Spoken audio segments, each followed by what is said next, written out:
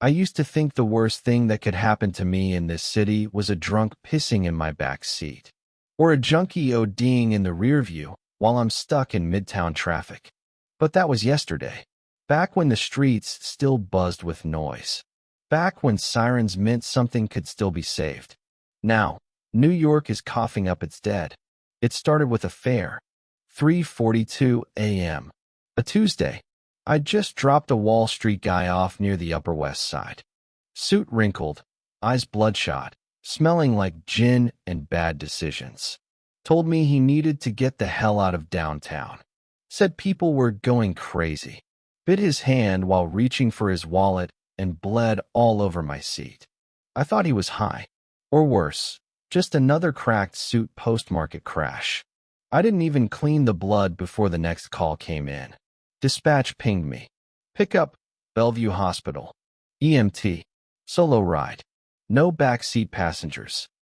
Weird, right? No backseat passengers? Hospitals don't usually care where you sit. I pulled up to Bellevue 10 minutes later. Emergency room looked like a war zone. Cops at the door, yellow tape around the lot, nurses crying, shouting. One of them, guy in a navy jacket, badge clipped to his belt, jumped into my front seat like the city was on fire behind him. Drive, he said. Didn't say where. I drove. His name was Ramirez.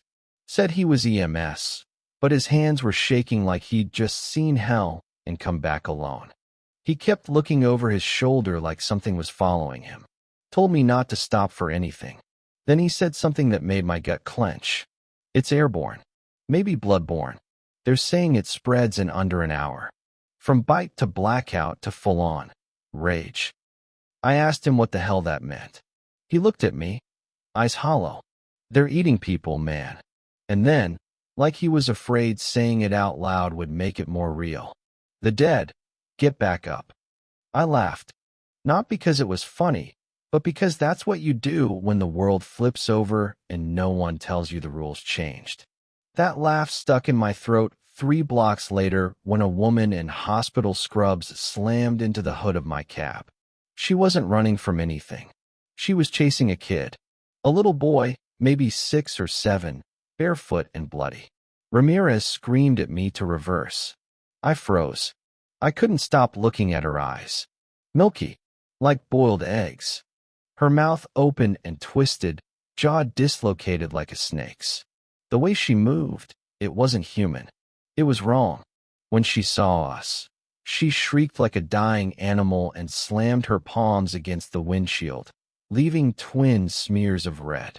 Ramirez emptied his Glock through the glass. She didn't even flinch until the 4th shot cracked her skull open. That's when I knew. This city was done. The cab stank of gunpowder, blood, and piss. I was doing 70 down FDR Drive with a cracked windshield and a dead EMT in my passenger seat. Ramirez bled out before we hit 14th Street. Took 2 bites to the neck. Never even saw it coming. He tried to warn me. Tried to say something before he went under, but all I got was, "Don't go to." Then he seized up. Foam, blood, silence. I dumped his body in front of a locked firehouse near Alphabet City. No time for prayers. No time for second thoughts. Just left the keys in his hand and kept moving. I figured if anyone was still alive in there, they'd know what to do with a corpse. Or how to burn one. It was only 4:17 a.m. My hands were shaking too hard to keep driving, so I pulled into an alley off Houston. Killed the engine. That's when I heard it. Not screams. Worse. Nothing. No taxis honking. No bass thumping from clubs. No drunk couples fighting outside bodegas. Just a low moan echoing between brick walls, slow, deliberate, wet. Like a man choking on his own lungs. I gripped the wheel like it could save me. I wasn't a hero. I was a cabbie who knew every shortcut from the Bronx to Bay Ridge and how to bullshit tourists into an extra fare. But right now, I needed more than street smarts. I needed a weapon. There was a tire iron under the seat. Not much, but it'd crack a skull if I swung hard enough. I stepped out of the cab, iron in hand, heart trying to beat its way out of my ribs. The air was thicker than usual. The city didn't smell like exhaust anymore. It smelled like copper, sweat, and rot. I crept toward the corner of the alley. Peeked out. That's when I saw my first Turner. He was chewing on someone's arm. Just gnawing at it, like a dog with a bone. Business suit shredded, face caked in blood, eyes wide and gone. No blinking, no breathing, just chewing. I was close enough to hear the tendon snap when he yanked. I don't know what came over me. I should have run. But something about that scene lit a fuse inside me. I stepped out and said, "Hey, asshole." He turned toward me, mouth gaping, skin sagging, fingers twitching like broken marionette strings. I charged, swung the iron with everything I had. First hit didn't drop him. Second made his skull split like a melon. I stood there panting over what used to be a man. And that's when it hit me. I just killed someone. Even if he was already dead, I killed him. I stumbled back to the cab, hands shaking worse than before. Not from fear, from the truth. This is the new normal. By 6 a.m., emergency broadcasts were playing on repeat. Same robotic voice. Same useless advice. Shelter in place. Await further instructions. Do not engage infected individuals. Bullshit. The subways were already burning. 911 was a dial tone. And the skyline? It was beginning to flicker as if the power grid itself wanted to bail on the city. The sun rose over Manhattan like it was ashamed to show its face. And I realized something. I couldn't stay here. I always thought New Yorkers were tough. We are, in a way. We fight for cabs in the rain, dodge rats on subway platforms, walk through neighborhoods with our eyes forward and our jaw locked. But this wasn't about attitude. This was about staying alive. And the tire iron wasn't going to cut it forever. It was around 7:10 a.m. when I saw the pawn shop. Steel grate halfway down, lights off inside, front window already busted from the night before. Rossi's Guns and Gold, over on 2nd near Delancey. Used to drive by it every damn week. Never gave it more than a glance. But now it looked like a shrine. I parked the cab on the sidewalk, front bumper kissing a fire hydrant, and crept toward the entrance. Glass crunched under my boots like ice. I winced. Inside, the place was quiet, too quiet. Racks were half looted. The wall of shotguns was stripped clean. One pistol sat on the counter, stainless steel, hammer cocked. A revolver. Heavy, cold in my hands. I checked the cylinder, 3 rounds left. Then I heard movement in the back. Not fast, not human. I backed into a corner and raised the revolver with both hands like they showed in the movies. My arms were trembling. My mouth went dry. A man stumbled into the aisle. Half his face was gone. Shirt soaked in blood, jawbone exposed like a snapped hinge. He didn't groan, didn't growl. He just saw me and moved. I pulled the trigger. The recoil kicked like a horse. The blast echoed off the walls. 1 round, clean to the head. He dropped like dead weight. I stood over him, breathing hard. This was it. No cops. No laws. No second chances. You find a weapon, you keep it. You hesitate, you die. I raided the place fast. Found a half-empty box of 38 special rounds under the register. Taped to the bottom shelf behind the counter was a sawed-off shotgun, double barrel, would grip worn to hell. I nearly kissed it. 5 shells in a Ziploc bag next to it. Not much, but enough to matter. I stuffed them all into a black duffel I found near the till. Ammo, food, flashlight, box cutter, duct tape, bottled water. There was a mirror by the door. I looked at myself. Blood on my shirt. Gun in my hand.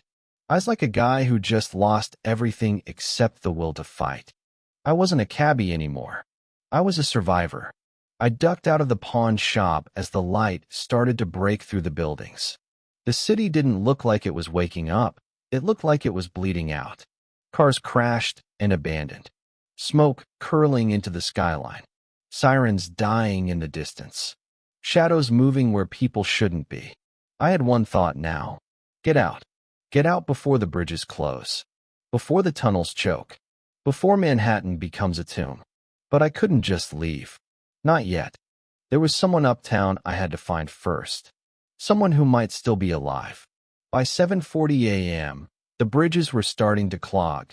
Cars jammed in every direction, horns blaring from drivers who hadn't figured it out yet. They thought traffic was the problem. They didn't know the dead had started crossing rivers too. I cut through side streets.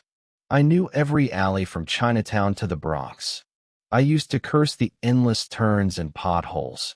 Now, they were keeping me alive. My girl, Elena, worked at a clinic on 37th and 2nd, just a few blocks south of Midtown. A nurse, the kind who never left a shift early, never ignored a patient. Stubborn. Brave. Too brave. I had to get to her before someone, or something, else did. Halfway up 2nd Avenue, just past 22nd Street, I spotted them, two figures walking in the center of the road, like they owned it. Dressed head to toe in matte black tactical gear. Not National Guard. Not local cops. Too sharp. Too still. I slowed, hand on the revolver. I stopped. He walked up to my window, rifle lowered but ready. No wasted motion. "Are you clean?" he asked. I nodded. "Got somewhere to be." "Elena. Nurse. Midtown." He looked back at his partner, gave a subtle nod, then opened the back door and climbed in. "Then you're in luck. So do we." They didn't waste words. No names, no explanation. Just call signs. Ash was the one who talked. Calm, focused. Eyes like he'd seen this happen before. Rook was the silent type. Bigger, constantly scanning, finger on the trigger guard, like he was waiting for the city to explode at any second. They moved like machines. Every stoplight, every alley, they cleared with a sweep of their rifles. I was just the wheelman now, and I was okay with that.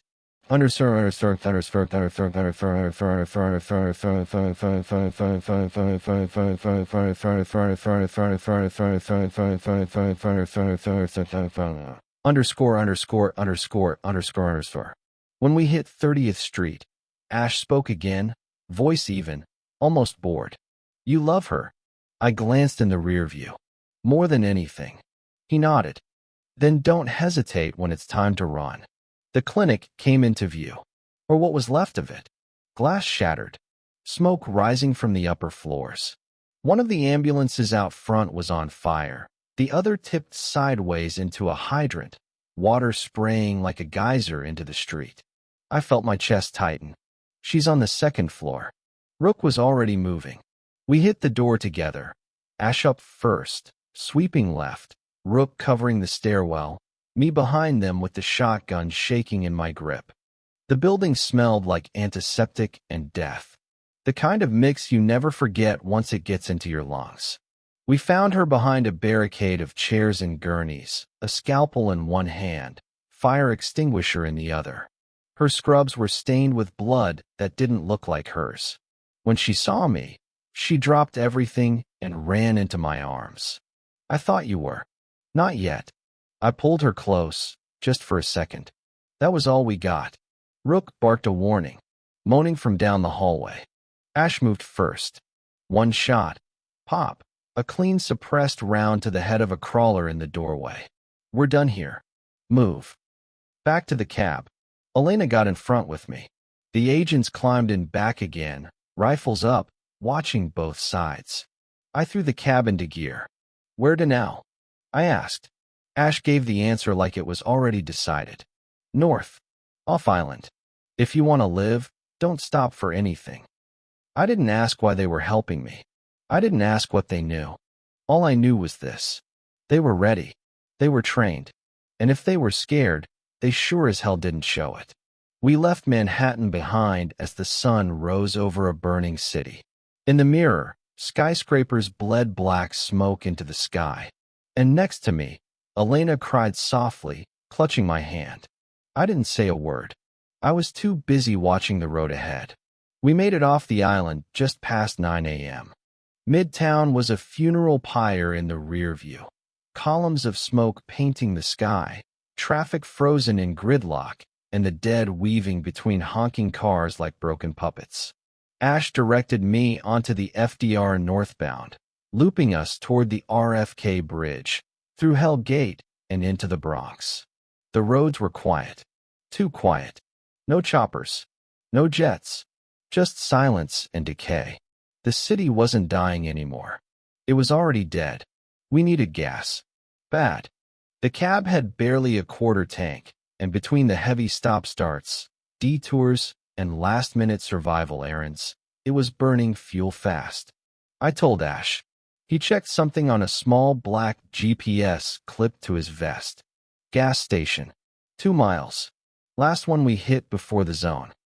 I didn't ask what the zone was yet. I was just glad someone still had a plan. We reached the station, a Sunoco off Bruckner Boulevard. As I fueled, Ash pulled a large black sat phone from a pouch and spoke in hushed tones. Just fragments. 3 survivors, civilian transport. 10 mics out, lockdown in effect. Rook turned to us and gave a single nod. Clear. We were almost done fueling when we heard it. Scraping. Metal on pavement.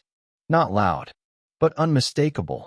I looked up and saw a figure dragging a baseball bat behind it. Blood on the shirt. Mouth open. Missing a hand.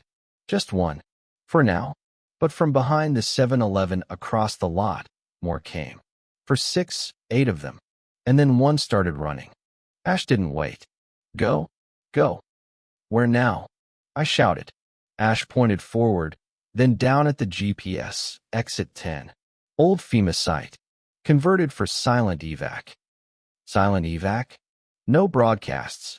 No beacons. Word of mouth only. You were lucky. Why? Ash looked at me. Because we needed a ride. We sped north, the world unraveling around us. Abandoned neighborhoods, overturned trucks, blacked out intersections. Somewhere out there, the government was either gone or hiding behind fortified walls. Either way, we weren't part of the plan. But we had a new one now. 20 minutes later, we saw it. An overgrown industrial complex with a crumbling sign. Westchester Logistics Depot. From the outside, it looked abandoned. But as we pulled up to the chain-link gate, an infrared sensor pinged the cab. A small red light flashed once, then turned green. Gate opened.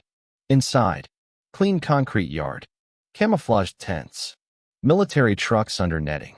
Men in black and gray gear, faces masked, rifles slung. A silent evacuation zone. No banners.